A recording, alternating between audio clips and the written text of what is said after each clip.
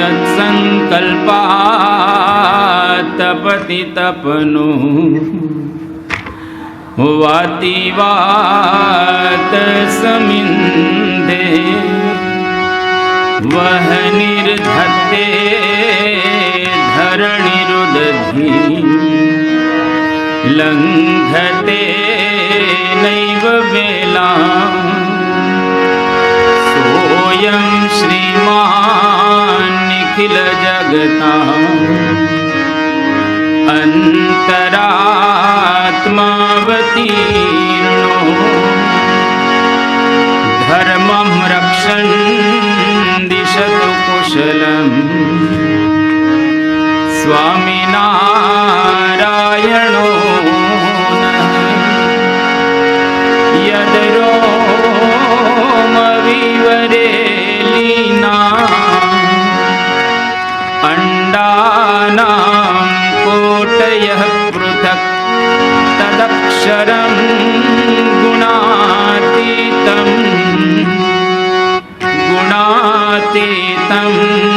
નમામ્યહં. ભગવતે શ્રી સ્વામિનારાયણાય નમો નમઃ. શ્રી અક્ષર પુરુષોત્તમાભ્યામ નમો નમઃ. શ્રી ગુણાતીતાનંદ સ્વામી મહારાજાય નમો નમઃ. શ્રી ભગતજી મહારાજાય નમો નમઃ. શ્રી શાસ્ત્રીજી મહારાજાય નમો નમઃ. શ્રી યોગીજી મહારાજાય નમો નમઃ. શ્રી પ્રમુખ સ્વામી મહારાજાય નમો નમઃ. શ્રી મહંત સ્વામી મહારાજાય નમો નમઃ.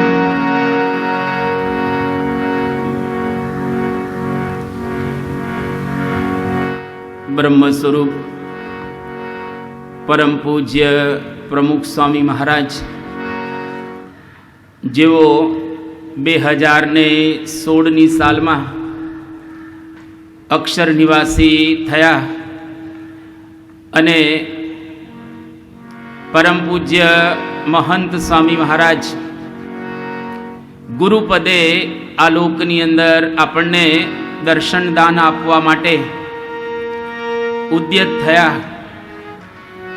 ત્યારથી માંડી અને આજ સુધી પરમ પૂજ્ય મહંત સ્વામી મહારાજના જુદા જુદા જે ચરિત્રો રહેલા છે એ ચરિત્રોનું ગાન અને પાન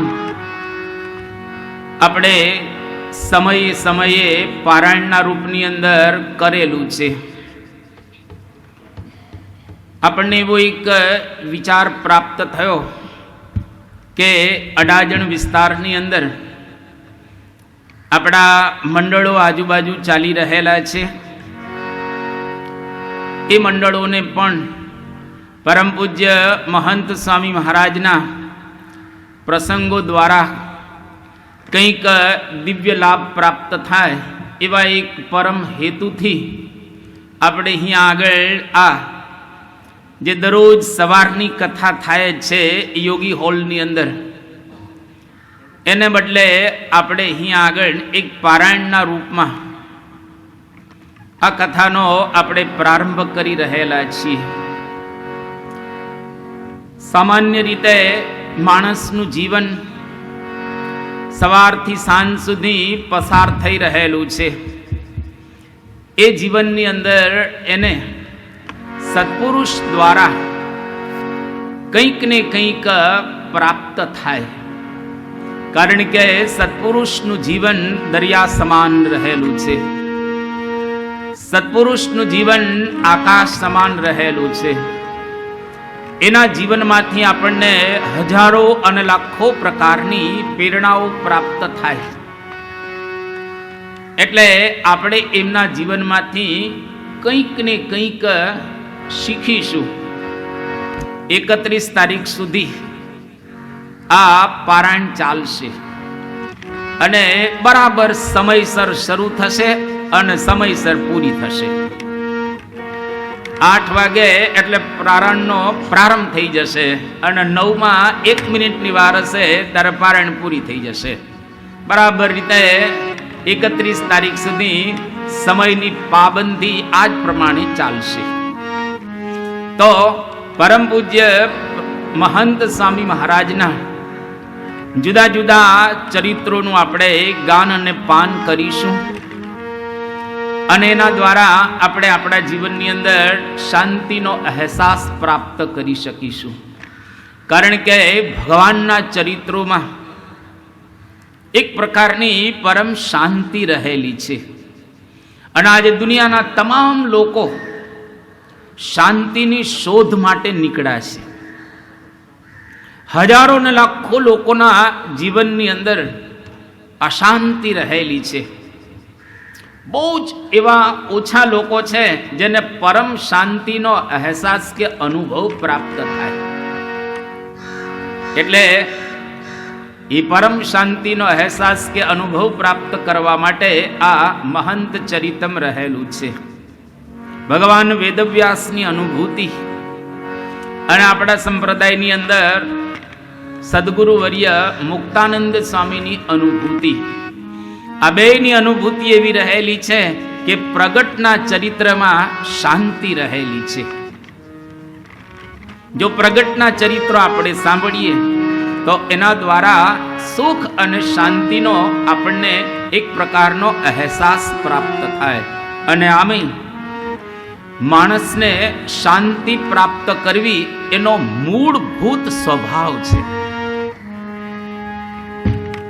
આપણો મૂળભૂત સ્વભાવ શાંતિ પ્રાપ્ત કરવાનો છે. પણ જગતની અંદર આપણે રહ્યા છીએ, અનંત પ્રકારના આપણે કામ કરીએ છીએ, ધંધા નોકરી કરતા હોઈએ છીએ, એની અંદર કેટલાય પ્રકારની અશાંતિ માણસ ભોગવી રહેલો છે. એને લઈ અને આજે સમાજની અંદર જ્યારે દ્રષ્ટિ કરવામાં આવે તો હજારો ને લાખો લોકો આપઘાત કરીને મૃત્યુ પામે છે. આપઘાત કરીને હજારો લોકો મરી જાય છે. કેમ? તો કે એના જીવનની અંદર એને શાંતિનો અહેસાસ નથી. આજે દર વર્ષે આ પૃથ્વી ઉપરથી લગભગ 5 લાખથી વધારે લોકો આપઘાત કરીને મરે છે. અને બીજી રીતે મરતા હોય એનો કંઈ આંકડો આપણને ખબર નથી. મરે છે એનો મતલબ એવો થયો એને શાંતિ રહેલી નથી. એટલે આપણે તો કાંધમાં બેઠા છીએ, પ્રગટ ભગવાનની બાજુમાં બેઠા છીએ, પ્રગટ ભગવાનના સાનિધ્યની અંદર બેઠા છીએ. એટલે આપણને ચોક્કસ આ મહંત ચરિતમ દ્વારા એક અંદર ખ્યાલ આવશે કે મારે મારા જીવનની અંદર શાંતિ મેળવવી છે અને મળી શકે છે. જેમ સ્વામી વિવેકાનંદજીએ કહ્યો, each soul is potentially divine. દરેક આત્મા મૂળભૂત શુદ્ધ રહેલો છે, પવિત્ર રહેલો છે, દિવ્ય રહેલો છે. જો સ્વામી વિવેકાનંદ એ પ્રાપ્ત કરી શકતા હોય, મુક્તાનંદ સ્વામી પ્રાપ્ત કરી શકતા હોય, બ્રહ્મ સ્વરૂપ યોગીજી મહારાજ અને આપણી ગુરુ પરંપરાએ શાંતિ પ્રાપ્ત કરેલી હોય તો હું અને તમે ચોક્કસ મેળવી શકીશું. એમાં બિલકુલ ઓછું રહેલું નથી. એટલે આપણા જીવનની અંદર કંઈક પાછા વળીએ, કંઈક અંદર જાગીએ, એના માટે છે. અહીંયા આગળ જેટલા કંઈ પ્રસંગો આપણે સાંભળીશું તદ્દન નવા જ પ્રસંગો હશે. કારણ કે નદીના નીર નવા હોય છે, પવન હંમેશા નવો આવે છે, બગીચાની અંદર ફૂલ નવા ખીલે છે, ઝાડની અંદર પાન નવા આવે છે. એમ સત્પુરુષનું જીવન દરરોજ નવું હોય છે. અત્યાર સુધી 2022ની સાલ એના પ્રસંગો આપણે પૂરા કર્યા. અક્ષરવાડીની અંદર શ્રાવણ મહિનામાં આ 2022ના વર્ષની અંદર પરમ પૂજ્ય મહંત સ્વામી મહારાજના જે પ્રસંગો એની ઉપર આપણે પારાયણ કરી લીધું. ખૂબ મોટી સંખ્યામાં આખી અક્ષરવાળી ભરાઈ જતી હતી અને છલકાઈ જતા હતા હોલ બધા. અને હવે 2023ની સાલથી મહંત સ્વામી મહારાજના આગળ ચરિત્રોનું આપણે પાન કરીશું. અત્યારે 2024ની સાલ જ્યારે પૂર્ણતાને આરે ઉભેલી છે, ત્યારે 2023ની સાલમાં ડે ટુ ડે પરમ પૂજ્ય મહંત સ્વામી મહારાજ જે ચરિત્રો કરી રહેલા છે, જે ઉપદેશ આપણને આપે છે, એમના જીવનમાંથી આપણને જે કંઈ પ્રેરણાઓ પ્રાપ્ત થાય છે, એના આધારે આપણા જીવનને સંવારીશું, આપણા જીવનને સરખું કરીશું અને આપણા જીવનની અંદર એવી ત્રુટિઓ હોય એ ત્રુટિઓને આપણે બરાબર ગોઠવી દેશું, જેથી કરીને આપણું જીવન પણ સત્પુરુષ તુલ્ય બની શકે. મહારાજે મધ્યના 31માં વચનામૃતની અંદર વાત કરી, મનન દ્વારા બ્રહ્મનો સંગ કરીએ તો બ્રહ્મના ગુણો જીવમાં આવે. એટલે કે મહંત સ્વામી મહારાજના ગુણો આપણી અંદર આવે, આપણે પણ મેળવી શકીએ. અવસ્થાનો કોઈ મેળ નથી. બાળકે મેળવી શકે, કિશોરે મેળવી શકે, વયોવૃદ્ધે મેળવી શકે. મૃત્યુ શૈયા ઉપર તમે ઉભેલા હો, મૃત્યુ શૈયા ઉપર હવે છેલ્લા શ્વાસ લઈ રહેલા છો, ત્યારે પણ પરમ પૂજ્ય મહંત સ્વામી મહારાજના ગુણો મેળવી શકાય છે. એની ચાવી, એની કી, એની કળ આપણે આ પારાયણની અંદર સમજીશું. આ પારાયણ દ્વારા આખો સંપ્રદાય સ્પષ્ટ થઈ જશે, આખું વચનામૃત સ્પષ્ટ થઈ જશે, આખી સ્વામીની વાતો સ્પષ્ટ થઈ જશે, બધા જ ગુરુઓના જીવન ચરિત્રો સ્પષ્ટ થઈ જશે અને તમામ સાધના માર્ગ, કર્મ માર્ગ, ધર્મ માર્ગ, જ્ઞાન માર્ગ એ પણ આપણને બધું સમજાઈ જશે. કારણ કે એના ચરિત્રોની અંદર એવી ગરિમા છે, એવો મહિમા રહેલો છે, એટલે એના દ્વારા આપણને ઘણું અહીંયા આગળથી પ્રાપ્ત થશે. તો હવે પરમ પૂજ્ય સ્વામી બાપાના ચરિત્રોનો આપણે પ્રારંભ કરીએ. તારીખ 1/1/2023 રવિવારનો દિવસ છે. અમદાવાદને પરમ પૂજ્ય સ્વામી બાપા અલંકૃત કરી રહેલા છે અને ધનુર્માસની અંદર દરરોજ બાપા જુદા જુદા પ્રકારનો બ્રહ્મ વિદ્યાનો પાઠ આપે. આજે બાપાએ પાઠ આપ્યો બ્રહ્મ વિદ્યાનો કે ભગવાનની કથા ભવો ભવનો થાક ઉતારવા માટે છે. બરાબર, પહેલો જ પ્રસંગ ને આપણા માટે આ કથાનો યોગ, આ યોગાનું યુગ રહેલું છે કે ભગવાનની કથા ભવો ભવનો થાક ઉતારવા માટે છે. તો આપણને તેવો અનુભવ નથી થતો કે આપણે થાકી ગયા હોઈએ. હજારો જન્મોથી આપણે ફરી રહેલા છીએ, પણ થાક્યા હોય એવો કોઈને અનુભવ થતો નથી. તમે બાળકને પૂછો, કિશોરને પૂછો, વૃદ્ધને પૂછો, તમે થાકી ગયા છો કે ના? ભવો ભવથી અમે થાકી નથી ગયા. તો પરમ પૂજ્ય સ્વામી બાપા એવું કહે છે કે કથા સાંભળીએ તો ભવ ભવનો થાક ઉતરી જાય. અને કથાનું ઊંધું થાક જ થાય છે. કથાનું તમે ઊંધું કરો તો થાક થાય. થાક ઉતારવા માટે આ સ્વામી બાપા આપણને કહે છે કે ભગવાનની કથા. હવે આવી જ્યારે સ્વામીશ્રીએ વાત કરી અને લખી, બ્રહ્મ વિદ્યાનો પાઠ આપ્યો, એ વખતે પૂજ્ય રાહુલ સ્વામી એમણે બાપાને કહ્યું કે બાપા, આ કથા દ્વારા ભવો ભવનો થાક ઉતરે તો એ કથાની અંદર રુચિ કેમ થાય, કથામાં રસ કેમ પડે, કથામાં મજા કેમ આવે, એનો કંઈક ઉપાય બતાવો. ત્યારે પરમ પૂજ્ય સ્વામી બાપાએ કહ્યું કે કથાની અંદર રુચિ નેચરલ થાય, સ્વાભાવિક. તમને સ્વભાવથી જ કથાની અંદર રુચિ થાય. આ બાપાએ જવાબ આપ્યો. એ વખતે એમની બાજુમાં જે સેવક સંત હતા, ઉત્તમ યોગી સ્વામી, એમણે કહ્યું કે બાપા, પૂર્વ સંસ્કાર હોય તો કથામાં રુચિ થાય કે પછી આ તમે કીધું એ પ્રમાણે? સ્વામી કહ્યું કે પૂર્વ સંસ્કાર તો ખરા જ. આપણે બધા પૂર્વ જન્મની અંદર કંઈક કરીને આવ્યા હશું. જો કરીને ન આવ્યા હોઈએ તો અહીંયા આગળ બેસવા જ ન મળે. યોગી બાપા પણ કહેતા અને આપણા શાસ્ત્રોની અંદર વાત પણ કરવામાં આવી છે. આ મંદિરના પગથિયા ચડવા અથવા તો મંદિરે દર્શન કરવા માટે આવું, કરોડો જન્મ સુધી સાધનાઓ કરી હોય ત્યારે અહીંયા આગળ આપણા પગ વળે, બાકી પગ વળે નહીં.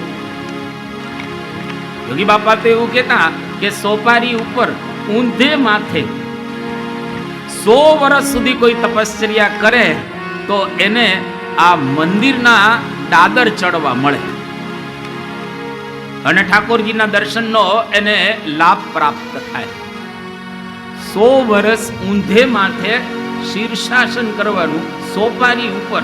આમ તો 5 મિનિટ નથી થતું, સોપારી ઉપર તો જવા દો. એટલે આ કેટલું દુર્લભ છે એ આપણને યોગીજી મહારાજે એ સમજાવ્યું.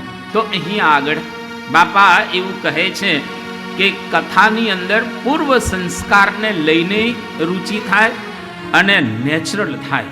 એ વખતે રાહુલ સ્વામીએ પાછું બાપાને કહ્યું કે બાપા, પણ રુચિ ન હોય કથા સાંભળવામાં તો એનો કોઈ ઉપાય છે કે રુચિ થાય?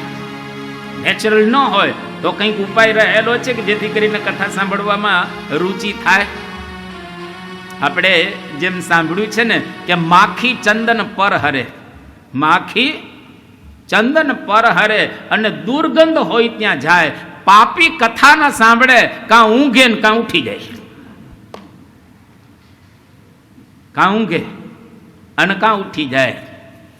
જો આ સરસ કહેવામાં આવ્યું, માખી કોઈ દિવસ ચંદન ઉપર નહીં બેસે, ચંદન પર હરે, અને દુર્ગંધ હોય ત્યાં માખી બેસે. પાપી કોઈ દિવસ કથા ન સાંભળી શકે, એટલું યાદ રાખવું. એટલે તમે કથા સાંભળવા માટે આવ્યા છો એનો મતલબ એવો થયો કે પુણ્યશાળી છો. અહીં જેટલા બેઠા છો તમામ પુણ્યશાળી છે, કારણ કે અહીંયા આગળ આવી ગયા અને એ સાંભળી રહેલા એ છો. પાપી કથા ન સાંભળે, કાં ઊંઘે અને કાં ઉઠી જાય, ઉઠીને ભાગી જાય, અને કાં આવીને શાંતિથી સૂઈ જાય. કોક વખત વહેલા ઉઠ્યા હોઈએ અને ઊંઘ આવે એ વસ્તુ જુદી રહેલી છે, પણ ઊંઘવા માટે જ કથામાં આવે એની વાત રહેલી છે. આ એટલે આપણે કંઈક પુણ્ય કર્યા છે, આપણે કંઈક સારું કર્યું છે, આપણે કંઈક સંસ્કારી રહેલા છીએ, આપણે કંઈક કર્મ ધર્મ સારા પાડ્યા છે. એટલે આપણને અહીંયા આગળ એક યોગ પ્રાપ્ત થયેલો છે. તો સ્વામીશ્રી અહીંયા આગળ કહે છે કે જો જાણપણું રાખે તો કથામાં રુચિ થાય, અને પૂર્વ સંસ્કાર હોય તો કથામાં રુચિ થાય, અને નેચરલ કથાની અંદર પણ સ્વામી કે રુચિ થાય. પછી સંતોએ કહ્યું કે બાપા, જાણપણું રાખે તો કથામાં રુચિ થાય, બરાબર છે, પણ સત્પુરુષની દયાથી કથામાં રુચિ થાય? સ્વામી અદ્ભુત જવાબ આપ્યો કે હા, સત્પુરુષ આપણી ઉપર દયા કરે તો આપણને કથાની અંદર રુચિ થાય. એનો મતલબ એવો થયો કે આપણી ઉપર સત્પુરુષની દયા થઈ છે, આપણી ઉપર એની કરુણા થઈ છે, આપણી ઉપર એમની કૃપા થઈ છે, આપણી ઉપર એની અનુકંપા થઈ છે. એટલે આપણને આ કથા સાંભળવાની અંદર રુચિ થાય છે. એટલું યાદ રાખવું, તમને કથામાં રુચિ થાય એટલે દયા ભગવાન અને સંતની. શાસ્ત્ર પઠનમાં રુચિ થાય, સમજી લઉં ભગવાન ને સંતની દયા થઈ છે. ભગવાન અને સંતના જે ચરિત્રો સાંભળવામાં રુચિ થાય, એટલે સાંપ્રદાયિક સાહિત્ય સાંભળવામાં અને વાંચવામાં રુચિ થાય, સમજી લેવું ભગવાનની દયા થઈ છે. અદ્ભુત પરમ પૂજ્ય સ્વામી બાપા એક અર્થઘટન કર્યું કે ભગવાનની દયા થાય તો આપણને કથાની અંદર રુચિ થાય, વાંચનમાં રુચિ થાય. એટલે આપણી ઉપર ચોક્કસ દયા થઈ છે. અને સત્પુરુષની દયા એ કેવી હોય છે તો કે એમાં કોઈ અકારણ કરુણા, કોઈ કારણ હોય ને કરુણા કરે ને એ જગતના લોકો, કંઈક હેતુ હોય અને તમારી ઉપર કરુણા કરે, દયા કરે, એ જગતના લોકો. અકારણ, કારણ વગર આપણી ઉપર દયા કરે એ ભગવાન અને સંતની મોનોપોલી. અને તમે જુઓ, આપણે દરરોજ ચેષ્ટાની અંદર ગાઈએ છીએ, દરરોજ ચેષ્ટાની અંદર એ ગાઈએ છીએ. શું ગાઈએ છીએ કે અતિ દયાળુ રે સ્વભાવ છે સ્વામીનો, પર દુઃખારી રે વારી બહુનામીનો, કોઈને દુખ્યો રે એકી ન ખમાય, દયા હારી રે અતિ આંકડા થાય અનધન વસ્ત્ર રે. આજો કેટલું સુંદર પ્રેમાનંદ સ્વામીએ ગાયું છે. અતિ દયાળુ રે સ્વભાવ છે સ્વામીનો, પર દુઃખ હારી. કારણ હોય તો દુનિયા આખી દયા કરે છે, પણ વગર કારણે. એટલે ભગવાનને માટે એક શબ્દ વપરાયેલો છે, એનું વિશેષણ છે કે કરુણા વરુણાલયમ. અદ્ભુત શબ્દ છે, સંસ્કૃત શબ્દ છે કે કરુણાનું ઘર છે, દયાનું ઘર છે. અકારણ કરુણા કરે. અને આપણી ઉપર અકારણ કરુણા થયેલી છે એનો અનુભવ શું? તમને સાંભળવામાં રુચિ થાય, સમજી લો અકારણ કરુણા કરી છે ને. તમને વચનામૃત સ્વામીની વાતો કે જીવન ચરિત્રો સાંભળવાનું મન થાય, વાંચવાનું મન થાય, સમજી લો તમારી ઉપર ભગવાનની ચોક્કસ કરુણા થઈ છે. તમે માનો તોય ભલે અને ન માનો તોય ભલે, પણ થયેલું છે. આ રામાયણ બોલે છે. રામાયણ કેટલું સુંદર વાત કરે છે. ભગવાન શ્રી રામને અયોધ્યાવાસીઓ મળે છે એક વખત. તો મળતા હોય, પણ આ તો મર્યાદા પુરુષોત્તમ રામ. બધા જ નગરવાસીઓ ભગવાન રામની પાસે આવ્યા, મુનિઓ બધા આવ્યા, અને ભગવાન રામ સિંહાસન ઉપર બેઠેલા છે. અને નગરવાસીઓ અને મુનિઓ ભગવાનને હાથ જોડી અને કહી રહેલા છે. તુલસીએ એ રામાયણની અંદર અદ્ભુત એનું વર્ણન કર્યું કે રામ કેવા છે, અકારણ કરુણા કરનાર. હેતુ રહિત જગ જુગ ઉપકારી, તુમ્હાર સેવક યસુરાની,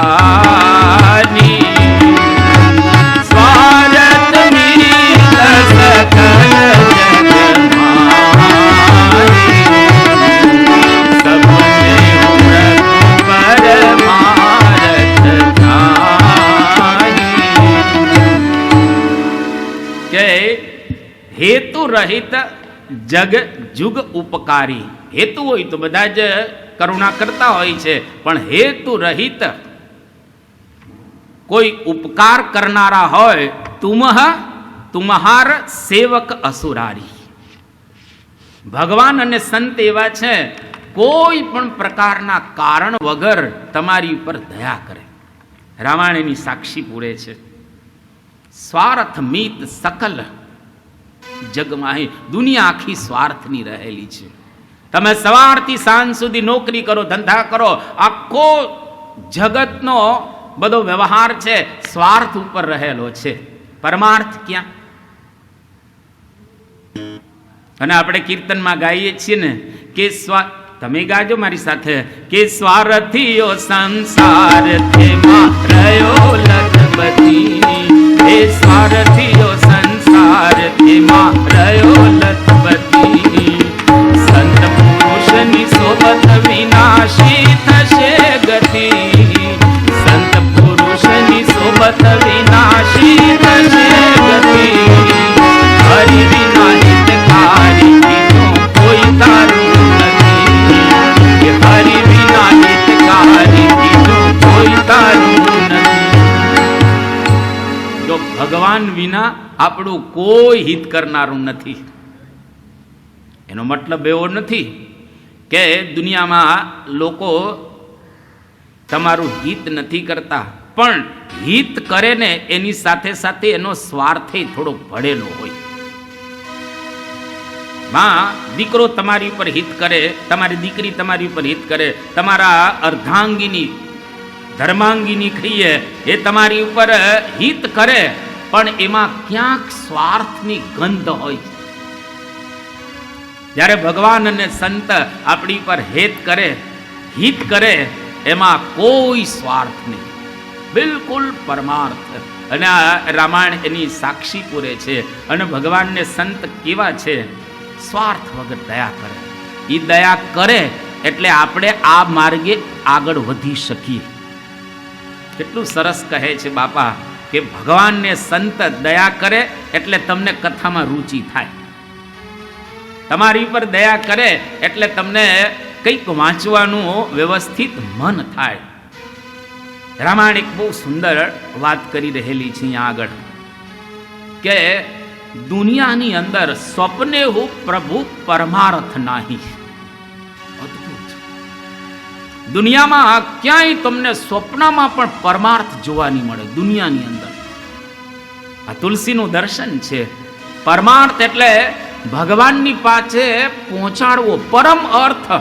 ધર્મ, અર્થ, કામ અને મોક્ષ 4 પુરુષાર્થ છે. એમાં ચોથો પુરુષાર્થ એટલે મોક્ષ. દુનિયામાં કોઈ મોક્ષ આપે એવા છે? પ્રભુ પરમાર્થ નાહી. ભગવાન સિવાય આપણી પર કોઈ પરમાર્થ કરનારા નથી. એક હર્ષ ચરિતમ છે ગ્રંથ, શ્રી હર્ષે લખેલો ગ્રંથ છે આ. અને બહુ સુંદર લખે છે. એની અંદર અનપેક્ષિત ગુણ દોષ પરોપકાર સતામ વ્યસનમ.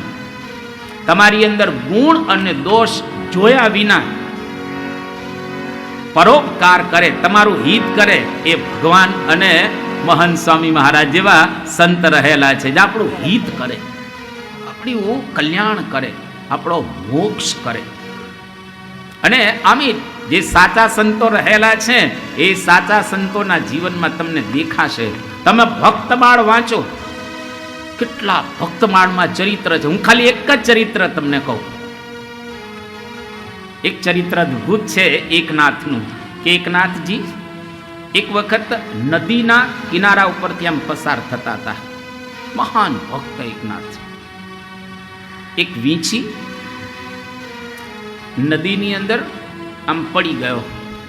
હવે વીંછી પડી જાય એટલે નદીમાં તો સ્વાભાવિક રીતે તણાય, એટલે એકનાથને દયા આવી ગઈ. દયાળુ સ્વભાવ સંતનો.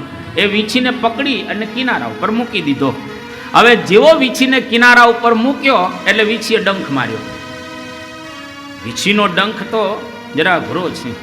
જેવો ડંખ માર્યો એટલે એકદમ વીંછીનો ડંખ તો અઘરો પડે, અને પાછો તણાતો પાછો નદીમાં પડ્યો. અને પાછો એકનાથજીએ એને નદીમાંથી બહાર બીજો ડંખ માર્યો. થોડી વાર થઈ, એકનાથજી ત્યાં હતા અને પેલો વીંછી ઉપર હવે ચાલે છે, અને થોડી વાર વળી પાછો પાણીમાં પડ્યો અને બચાવ્યો, એને પાણીમાંથી બહાર કાઢ્યો. જેવો પાણીમાંથી બહાર કાઢ્યો એટલે કોઈક ત્યાં ઉભેલા હતા, એને કહ્યું કે મહારાજ, આ વીંછીનો સ્વભાવ તો અંદર પડવાનો છે. જીવડા બીજા ત્રીજા જંતુઓ પાણી પડતા હોય છે, એને કઢાઈ નહીં. તમને 3 ડંખ માર્યા. ત્યારે એકનાથે શું કહે છે કે જુઓ, એનો સ્વભાવ ડંખ મારવાનો છે અને મારો સ્વભાવ એને બચાવવાનો અને દયા કરવાનો છે. એટલે મેં બચાવ્યો. મારા આનંદ માટે હું દયા કરું છું.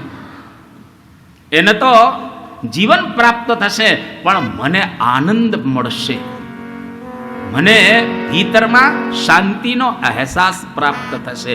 એ જ એકનાથ, એમણે એવો એક સંકલ્પ કરેલો કે ગંગા મૈયાનું જળ ગૌમુખ ગંગામાંથી ભરી અને ભગવાન શંકરને સોમનાથની અંદર ચડાવવું, આપણે રામેશ્વરની અંદર ચડાવવું, શિવલિંગ ઉપર. હવે ક્યાં ગંગા ઉત્તરમાં અને ક્યાં આ બાજુ રામેશ્વર વિસલિંગ થાય છે. તો રામેશ્વર તો બહુ દૂર કહેવાય. અને રસ્તાની અંદર આવતા હતા તો રસ્તાની અંદર આવતા આવતા એક ગધેડો હવે બીમાર પડ્યો હશે ને, રસ્તામાં પડેલો ને તરસ લાગી હતી, અને ગંગા જળ એકનાથજી લઈને જતા હતા, અને ગંગા જળ એ ગધેડાને પાઈ દીધું બધું અભિષેક કરવાને બદલે, કે એને તકલીફ હતી એટલે ગંગા જળ જેવું પાયેલું. કોઈ કઈ કહ્યું કે તમારી યાત્રા અધૂરી રહી, તમારી યાત્રા, તમારો સંકલ્પ અધૂરો રહી ગયો, કારણ કે તમે ત્યાંથી ગંગા જળ લઈને આવ્યા છે ચાલીને રામેશ્વર સુધી, અને વચ્ચે આપીને નજીક હતું રામેશ્વર, બહુ દૂર ન હતું. ત્યારે એકનાથે કહે મારી યાત્રા બધી પૂરી થઈ ગઈ, મારી યાત્રા બધી પૂરી થઈ ગઈ. આ ગધેડાને જીવન મળ્યું ને એમાં ભલે મારી યાત્રા અધૂરી રહી, પણ એને તો એક જીવન પ્રાપ્ત થયું ને. જો દયાળુ સ્વભાવ, વ્યસન, દયા કરવાનો એક સ્વભાવ સત્પુરુષનો રહેલો છે. એટલે પરમ પૂજ્ય મહંત સ્વામી મહારાજે આપણને બહુ સુંદર એક વાત કરી કે સત્પુરુષ આપણી ઉપર દયા કરે તો આપણે કથા વાર્તા સાંભળવામાં રુચિ ધરાવીએ ને સેજે સેજે એના અંતરની અંદર દરેક પ્રત્યે આવી દયા રહેલી છે. પરમ પૂજ્ય સ્વામી બાપા અમદાવાદની અંદર છે, તારીખ 2/1/2023. આજે પરમ પૂજ્ય સ્વામી બાપા જ્યારે સભા પૂરી થઈ ગયા પછી ગોલ્ફ કારની અંદર જતા હતા પોતાના ઉતારા બાજુ, અને રસ્તાની અંદર બધા સ્વયંસેવકો ઉભેલા હતા. આ બધા સ્વયંસેવકોને બાપા દ્રષ્ટિ દ્વારા આશીર્વાદ આપે છે, અને ટ્રાફિક વિભાગમાં જે બધા સેવા કરતા હતા એ બાપાના એકદમ આમ દર્શન કરી રહ્યા છે. એ વખતે પૂજ્ય સંતો બાપાની સાથે હતા, એમને વાત કરી કે બાપા આ સ્વયંસેવકો એના જીવનની અંદર 4 વસ્તુઓ જોવા મળે. સ્વામી કે કઈ 4 વસ્તુ? આ ટ્રાફિકના સ્વયંસેવકોની વાત કરતા હતા કે લોકોના જીવનમાં 4 વસ્તુ જોવા મળે. એક તો ધૂળ, બીજો ધક્કો, ત્રીજો ધુમાડો અને ચોથો ધૂપ. 4 ધ. કારણ કે એ લોકોને ધૂળ જ ખાવાની, ટ્રાફિકમાં તો ધૂળ જ હોય, અને લોકો ધક્કાએ મારે ને, અને એ લોકોને ધૂપ એટલે તડકાનો પણ અનુભવ થાય. અને ત્યાર પછી આગળ કહે છે કે ધુમાડો, બહાર બધા ઊભા હોય અને સ્વાભાવિક વાહનોમાંથી ધુવાડો આવે ને, ટ્રાફિકમાં હોય તો વાહનોમાંથી ધુવાડો આવતો હોય, તો ટ્રાફિક વાળાને આ 4 વસ્તુ દરરોજ ખાવા મળે. સ્વામી બાપા બધાની ઉપર દયાથી એકદમ આશીર્વાદ આપે છે, અને પછી સ્વામીશ્રી અત્યંત રાજી થઈ ગયા. જે લોકો ટ્રાફિકની સેવા કરતા હતા, પાર્કિંગની સેવાની અંદર હતા, રાજી થઈ ગયા, અને સ્વામી એક શબ્દ બોલ્યા કે આ બધાને ધન્ય છે, અહીંયા આગળ ઊભા છે એ બધાને ખૂબ ધન્ય રહેલા છે. અને પછી તો બાપા જતા હતા પોતાના ઉતારે, અને જતા જતા જ્યાં સુધી ઉતારે ન પહોંચ્યા ત્યાં સુધી બધા જ ટ્રાફિક વિભાગના, પાર્કિંગ વિભાગના સ્વયંસેવકોનો મહિમા ગાતા હતા કે આ લોકોને ખરેખર ધન્ય છે. અને બાપા જેવા ઉતારે પહોંચી ગયા એ વખતે પણ બાપા બોલ્યા કે ખરેખર આ બધાને ધન્ય છે, એક દિવસ સેવા કરે એનો જબરજસ્ત મહારાજ ફળ આપશે. અને પછી સ્વામી આગળ બોલ્યા કે આ બધા પોતાના નોકરી, પોતાના ધંધા છોડી સુખી સંપન્ન ઘણા બધા આની અંદર રહેલા છે, એ બધા જ આજે પાર્કિંગની સેવામાં લાગેલા છે. સ્વામી કે મહારાજ એમનું ખૂબ રૂડું કરશે, સારું કરશે. અને બાપાએ એમને આશીર્વાદ આપ્યા. પછી બાપા હવે સુંદર એક મર્મ કહી રહ્યા છે. સ્વામી કે સેવા કરે એના જીવનની અંદર એને અનંત ફળ પ્રાપ્ત થાય. શુદ્ધ ભાવથી કોઈ પણ જગ્યાએ તમે સેવા કરો, સ્વામી કે એનું શુદ્ધ અને પવિત્ર ફળ પ્રાપ્ત થાય. આવી સ્વામીશ્રી વાત કરી. અને ખરેખર ઘણા ફાયદાઓ સેવા દ્વારા આપણને થતા હોય છે. અત્યારે અમેરિકાની અંદર એક સર્વેક્ષણ કરવામાં આવ્યું મિશિગન યુનિવર્સિટીની અંદર. આ યુનિવર્સિટીની અંદર સર્વેક્ષણ એવું કરવામાં આવ્યું, લગભગ 2700 માણસો ઉપર આ સર્વેક્ષણ કરવામાં આવ્યું, અને 1-2 દિવસ નહીં, પૂરા 10 વર્ષ સુધી કે જે લોકો નિસ્વાર્થ ભાવે સેવા કરે છે એના જીવનની અંદર શું શું ફાયદા થયા છે, શું શું એ લોકોની અંદર ફેરફારો થયા છે, એ બધું સર્વેક્ષણ કરવામાં આવ્યું. અને એમાં નોંધ કરવામાં આવી કે જે લોકો નિસ્વાર્થ ભાવે સેવા કરે છે એ લોકોના સ્વાસ્થ્ય સારા રહે છે. બીજું, એ લોકોનો મૃત્યુ દર ઓછો છે અને સ્ફૂર્તિ એના જીવનની અંદર રહે છે, આરોગ્ય પણ એનું સારું રહે છે અને રોગ પ્રતિકારક શક્તિ એની વધારે હોય છે. મેડિકલ સાયન્સ પણ પ્રૂફ કરે છે, અહીંયા આગળ પ્રૂફ કરે છે કે ખરેખર જે લોકો સેવા કરે છે એના જીવનની અંદર આટલા એને ફાયદા થાય છે. એક્ઝેક્ટ હું તમને બોલ્યો એ અંગ્રેજીની અંદર ડોક્ટર જે જેમ્સ હાઉસ એના શબ્દો રહેલા છે. Here is more evidence that helping others has definite health benefits. Doing good may be good for your heart, your immune system and your overall vitality. તો જે લોકો નિસ્વાર્થ ભાવે સેવા કરે એના જીવનની અંદર આટલા વ્યવસ્થિત રીતે ફાયદા થાય છે. એટલે મંદિરની અંદર આપણે આવીએ, પ્રેમથી સેવા કરવી. મંદિરમાં ક્યાંક કચરો તમે જુઓ, એ કચરો ત્યાંથી ઉપાડીને ડસ્ટબિનમાં નાખી દેવો, તો એક નિસ્વાર્થ ભાવની સેવા થઈ ગઈ. અને સેવા થઈ, મહારાજ સ્વામી એની ઉપર જબરજસ્ત રાજી થશે અને સ્વામી બાપા બોલ્યા એનું જીવન ધન્ય બની જશે. સેવાથી આ બધા લૌકિક ફાયદા તો છે, સ્વાસ્થ્ય સારું રહે, હાર્ટ સારું રહે. ડોક્ટરો પણ કહે છે, આ ડોક્ટર જેમ્સ પણ એ વાત બતાવી રહ્યા છે. પણ એનાથી આગળ એક મુક્તાનંદ સ્વામી સેવાનું ફળ બતાવે છે, અદ્ભુત, કે મુક્તાનંદ ગુરુ ચરણને સેવતા બ્રહ્મ અગ્નિ સર્વે ધર્મ બાળે. મુક્તાનંદ ગુરુ ચરણને સેવતા બ્રહ્મ અગ્નિ સર્વે ધર્મ બાળે. કર્મનું કૂટણું સકલ સંસારમાં લખો લલાટમાં તેજ થાશે.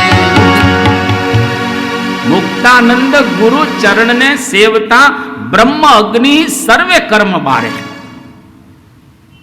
અદ્ભુત ફળ બતાવવામાં આવ્યું છે. કીર્તનનો તમને થોડોક અનુભવ હોય અથવા તો વાંચન હોય તો કેટલા અદ્ભુત શબ્દ, બ્રહ્મ અગ્નિ સર્વ કર્મ બાળે. દુનિયામાં કોઈ એવી જગ્યા નથી આપણા કર્મ બળે. 3 પ્રકારના કર્મ છે, સંચિત કર્મ, ક્રિયમાણ કર્મ અને પ્રારબ્ધ કર્મ. આપણે સેવા કરીશું કોઈ પણ રીતે, તનથી કરો, મનથી કરો, ધનથી કરો, કોઈ પણ રીતે સેવા કરીશું, આપણા કર્મ બળશે. સંચિતના કોઠાર ભરેલા છે, કરોડો જન્મોના કોઠાર ભર્યા છે. એને બાળવા માટે ભગવાન અને સંતની સેવા રહેલી છે.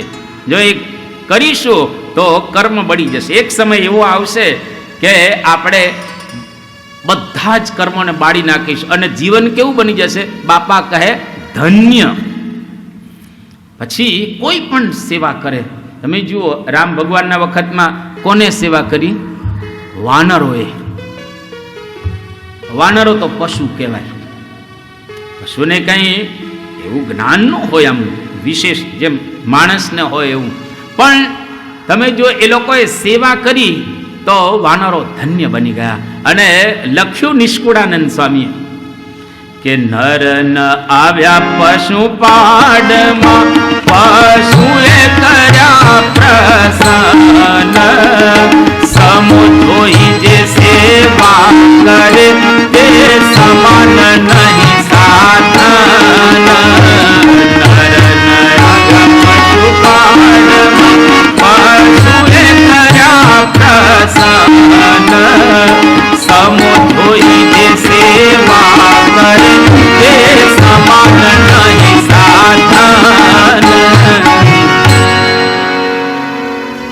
નર ન આવ્યા પશુ પાડમાં, એટલે કે નર કરતા પશુઓ ચડી ગયા. લો, સરસ. નિષ્કુળાનંદ સ્વામી, માણસ કરતા પશુઓ ઉપર ચડી ગયા અને પશુએ કર્યા પ્રભુ પ્રસન્ન. રામનું કામ કર્યું કપીએ, લાવી પથ્થર બાંધી પાજ, અવળ ઉપાય અડગા કર્યા, રામજી રીઝવવા કાજ. ભગવાન રાજી થાય, સમો જોઈ સેવા કરે.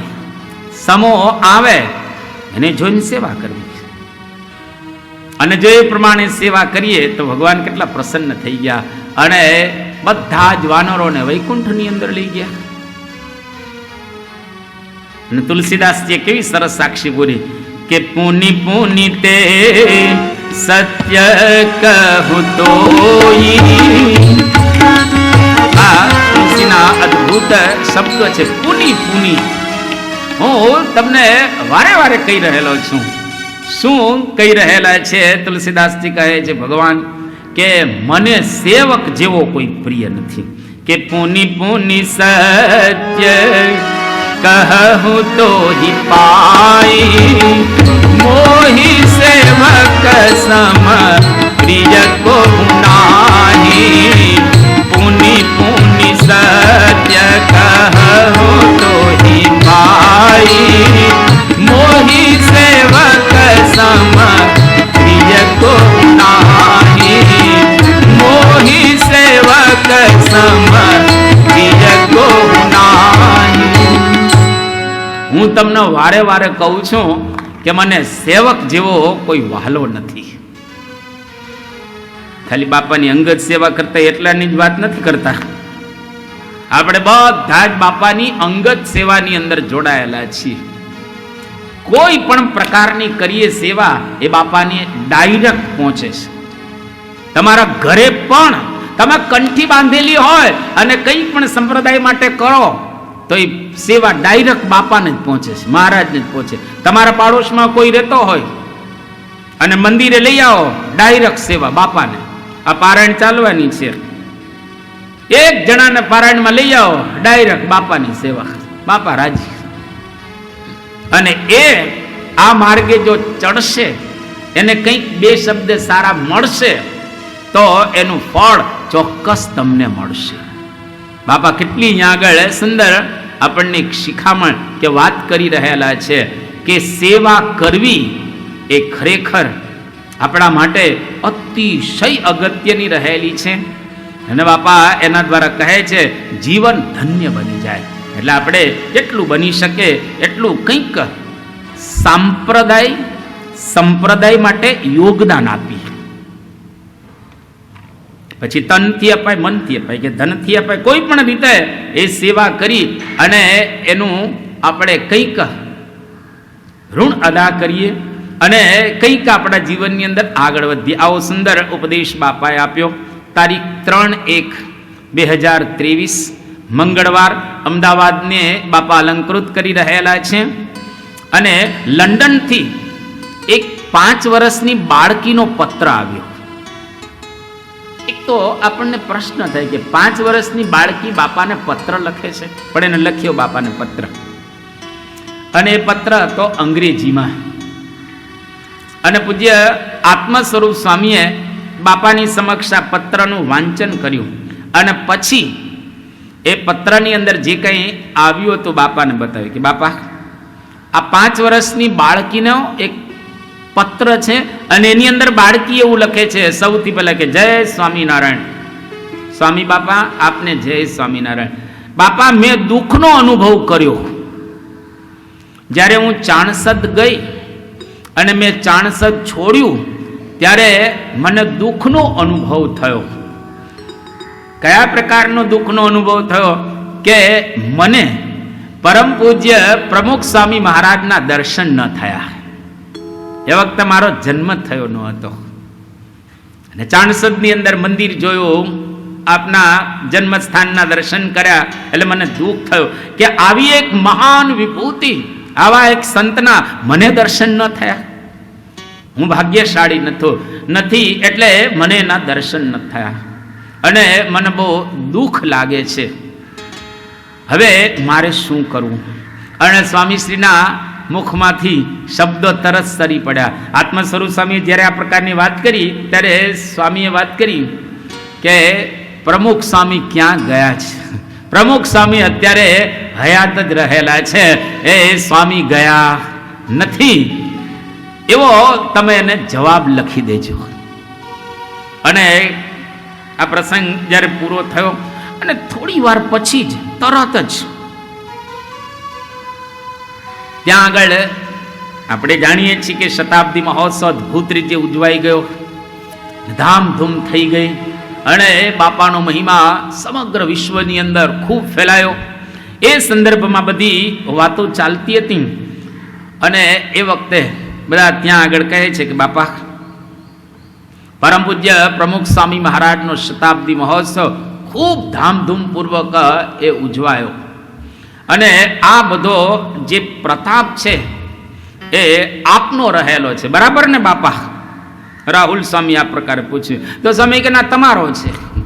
સ્વામીએ જરામ એ પ્રકારનો કહીએ ને કે ઉત્તર આપ્યો કે તમારો છે. સ્વામી કે બાપા, અમારો કાંઈ નથી, પ્રમુખ સ્વામી મહારાજનો અને આપનો પાવર છે એટલે આ શતાબ્દી મહોત્સવ સારો ઉજવાયો. સ્વામી તરત બોલે કે હા, પ્રમુખ સ્વામી મહારાજ અને પોતાની વાત કરીએ ને બાપા, સ્વાભાવિક રીતે જેને લઈ અને આવો શતાબ્દી મહોત્સવ ઉજવાણો.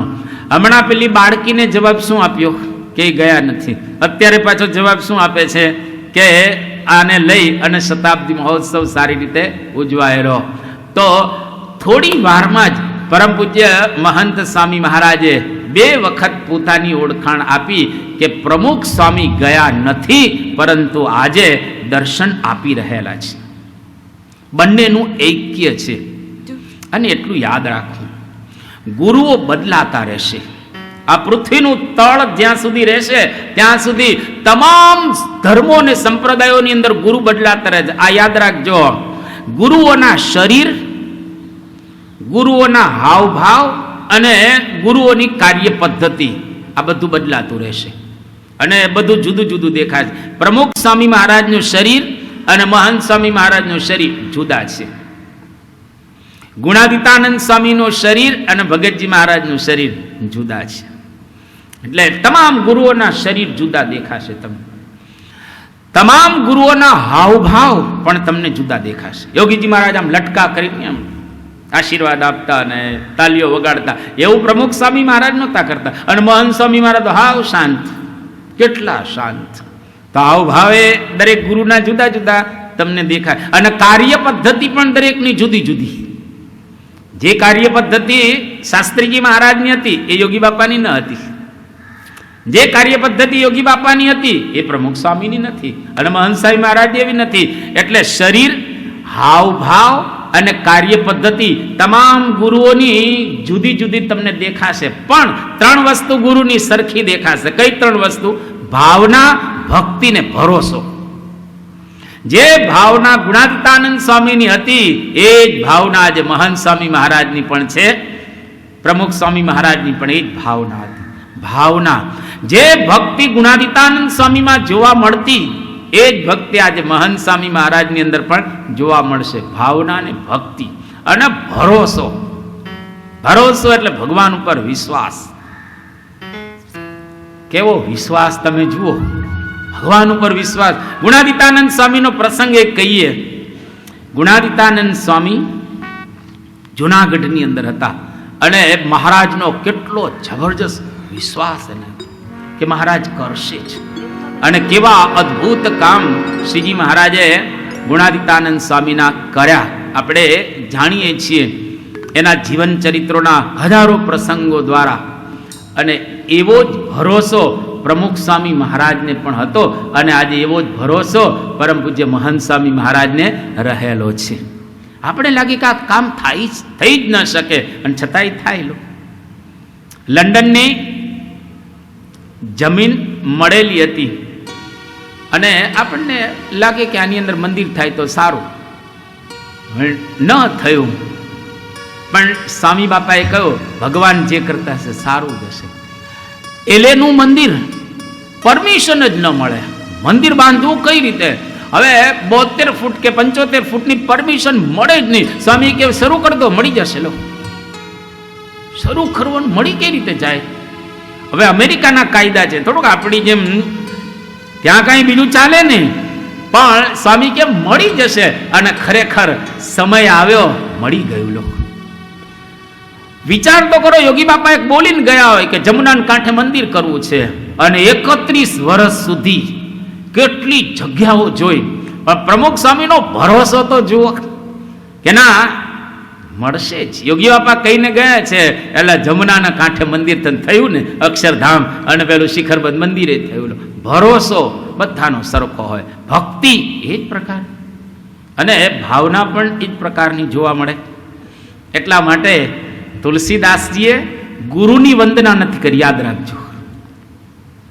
ગુરુ બદલાતા રહે, કારણ કે ગુરુને વંદના, ગુરુના પદની વંદન કરી છે. ગુરુ જ્યાં બેઠા હોય એ પદ, એટલે ગુરુત્વ, ગુરુપણું એ શાશ્વત રહેલું છે.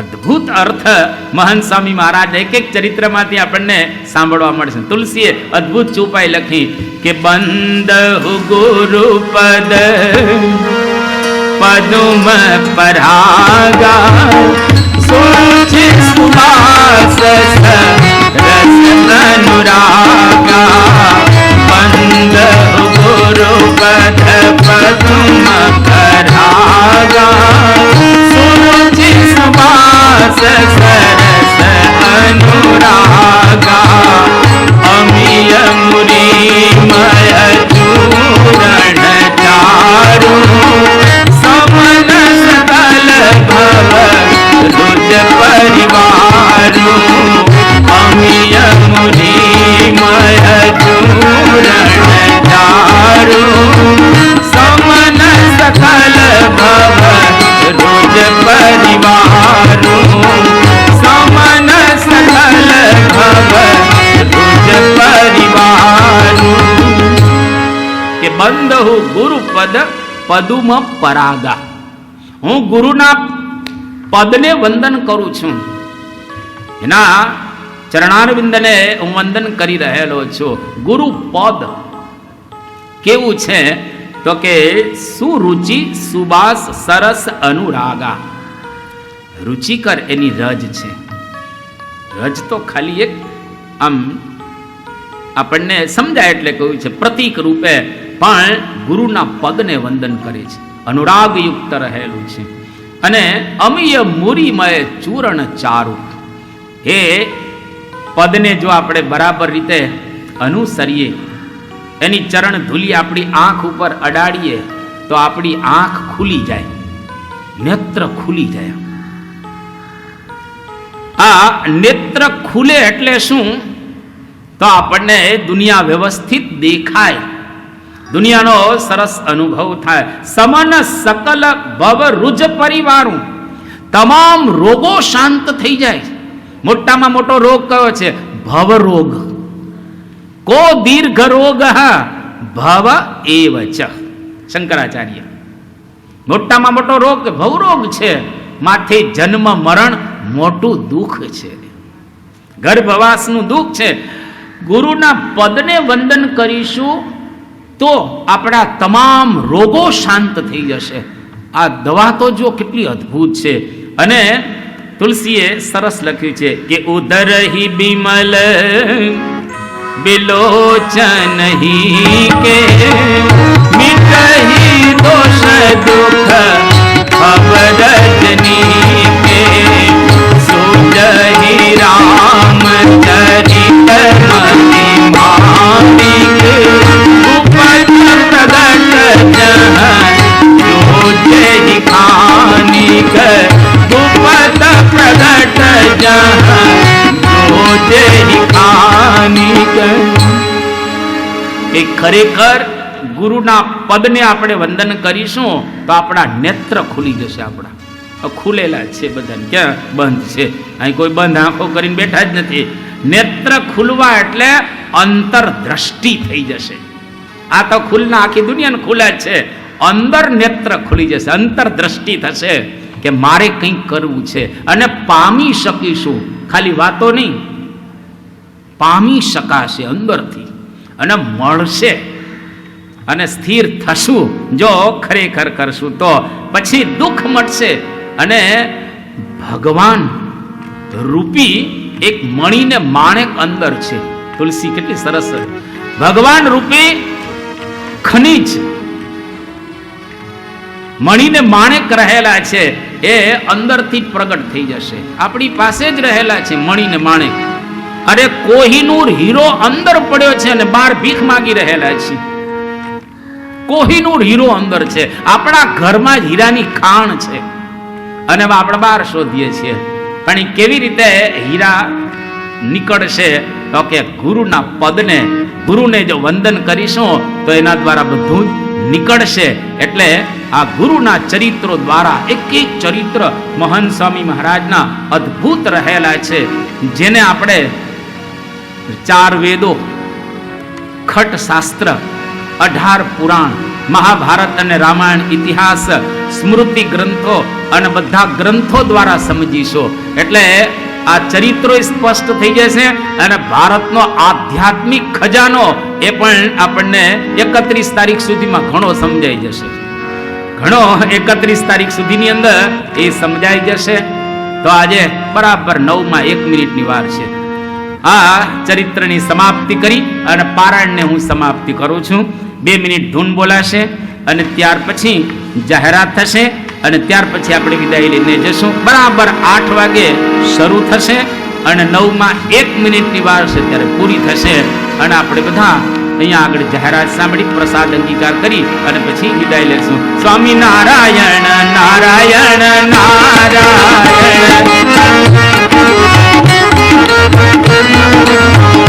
સ્વામી નારાયણ નારાયણ નારાયણ,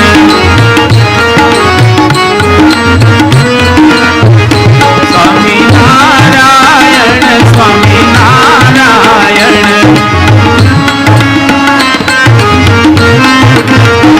સ્વામી નારાયણ સ્વામી નારાયણ,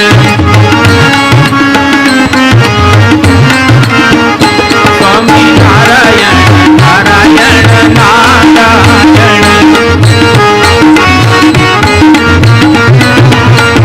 સ્વામી નારાયણ નારાયણ નારાયણ.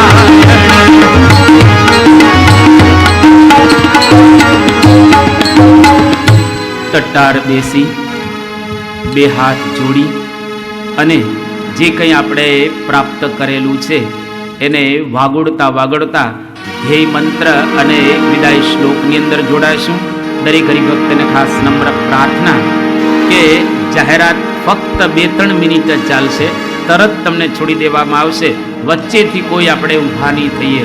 અને જ્યારે અહીંયા આગળ આપણી પારાયણ પૂરી થાય એટલે 2 હાથ જોડી અને અહીંયા આગળ મહંત સ્વામી મહારાજની મનોમન પ્રાર્થના કરી અને પછી આપણે વિદાય લઈ શકીશું. તટ્ટાર બેસીને ધ્યેય મંત્ર અને વિદાય શ્લોકની અંદર જોડાઈ. ગુણાતીતમ ગુરું પ્રાપ્ય બ્રહ્મરૂપમ નિજાત્મન વિભાવ્ય દાસ ભાવેન સ્વામી નારાયણં ભજે શ્રીહરિં સાક્ષરં સર્વદેવેશ્વરં ભક્તિધર્માત્મજં દિવ્યરૂપં શાંતિદાં મુક્તિદાં કામદં કારણં સ્વામી નારાયણં નીલકંઠં ભજે શ્રીહરિ. આજની